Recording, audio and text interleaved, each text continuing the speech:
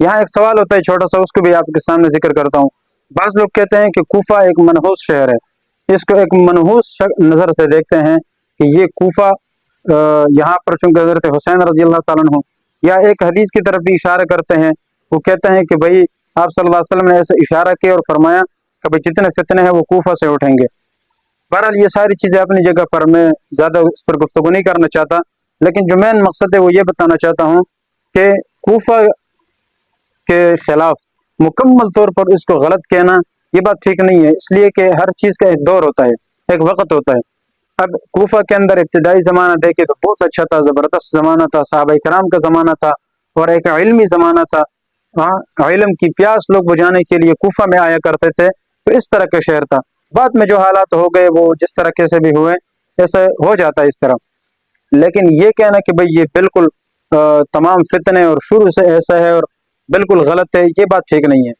ورنہ اس کے میں ایک الزامی جواب یہ بھی دیتا ہوں کہ یہ جو کوفہ شہر ہے، اگر آپ کہتے ہیں کہ یہ فتنوں کا گڑھ ہے، اس وجہ سے یہ منحوس جگہ ہے، یا فتنے یہاں سے ہوئے اس لیے یہ چیز ایک حقارت کی چیز ہے، تو پھر میں سوال کرنا چاہتا ہوں کہ اگر یہاں حضرت حسین رضی اللہ تعالیٰ عنہ کی شہادت ہوئی ہے، یا کوئی اور فتنے کی وجہ ہے، تو یہی اگر فتنے کی وجہ ہے اور اسی وجہ سے کوفہ یہ قابل نفرت چیز ہے، تو پھر سوال یہ ہوتا ہے کہ مکہ جو پوری دنیا کے مسلمانوں کے نظر میں قابل احترام جگہ ہے، کیا حجاج ابن یوسف نے حضرت عبداللہ ابن زبیر رضی اللہ تعالیٰ عنہ جیسے عظیم صحابی کو وہاں پر شہید نہیں کیا تھا؟ کعبہ کے قریب شہید کر دیا تھا، پہلے ان کو نعوذ باللہ پھانسی پہ لٹکایا اور اس کے بعد اس کا سر الگ کر کے مروان کے سامنے پیش کیا گیا۔ تو کیا یہ مکے میں نہیں ہوا؟ اور حجاج نے تو مکے پر باقاعدہ یعنی گولہ باری کی ہے، اور اس کے دیوار اور پردوں کو جلایا اور دیواروں کو کمزور کیا، جیسے یزید نے کیا تھا، اس نے بھی کیا اس طرح۔ تو مکے میں بھی پھر یہی صورتحال پیدا ہوئی، تو کیا نعوذ باللہ یہ بھی پھر قابل نفرت ہے؟ نہیں، ایسا بالکل نہیں ہے۔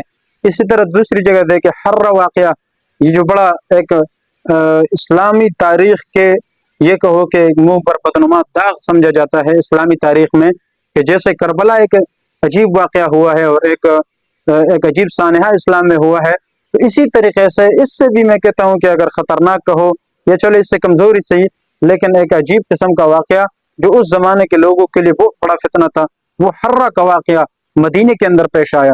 اور وہ مدینے میں پیش آنے والا واقعہ کیا تھا کہ اتنے لوگوں کے خون بہے، مسلمانوں کے خون، اور لوگ مسلمانوں کے ساتھ زبردستی زنائیں کی گئی اور ان کو پکڑے گئے اور ان کے عزتوں کے ساتھ کھیلا گیا۔ یہ ساری چیزیں کہاں ہو رہی ہے؟ مدینے کے اندر ہو رہی ہے۔ تو کیا پھر یہ فتنے کے لحاظ سے دیکھا جائے تو یہ بھی قابل نفرت جگہ ہے؟ ایسا نہیں ہے، بس کچھ چیزیں ہوتی ہے اس کی بنیاد پر یہ کہہ سکتے ہیں کہ بھئی یہ واقعہ غلط ہے اور اس وجہ سے یہ چیز ٹھیک ہے، یہ کام ٹھیک نہیں ہوا، وہ کام غلط ہوا، اس طرح ہوا ہے۔ تو یہ چیزیں اپنی جگہ پر ٹھیک ہے، لیکن بالکل یہ اس کو بنیاد سے غلط کہنا یہ چیز ٹھیک نہیں ہے۔ اس وجہ سے ٹھیک نہیں ہے کہ بھئی اگر اس چیز کو دیکھا جائے تو بنیاد تو اچھے لوگوں سے وہاں شروع ہوئی ہے، یا یہ کہو کہ وہاں پر تو اچھے لوگوں کا بھی ایک زمانہ گزرا ہے اور ایک ان کے کیا کہتے ہیں تاثرات گزرے ہیں، بہت ساری چیزیں ہیں۔ اللہ تعالیٰ ہمیں سمجھنے کی توفیق عطا فرمائے۔ يرفع الله الذين آمنوا منكم والذين أوتوا العلم درجات والله بما تعملون خبير۔